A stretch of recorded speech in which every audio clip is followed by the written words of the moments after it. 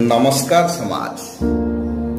जदि कई व्यक्ति सबुबेले हसुथांती तार अर्थ केवल यह न थाए कि से बहुत खुशी अछंती बा तांको जीवन में सब किछि ठीक अछि, बरं यह एपरि मध्य होई पारे जे से निराशा परिवर्ते आशा और शक्तिर चयन करिसंती और सेथिपाई हसुछंती।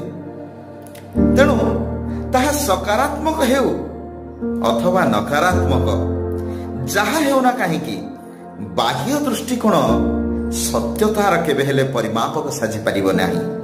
तेणु गभीरतार प्रवेश करिवार चेष्टा करंतु एवं प्रकृत सत्य को खोजी पाइबारे सफल हुंतु, तेबे जाई आपण प्रकृत रहस्य को जानि परिबे एवं निजको मध्य सेही अनुजाई ढाली परिबे।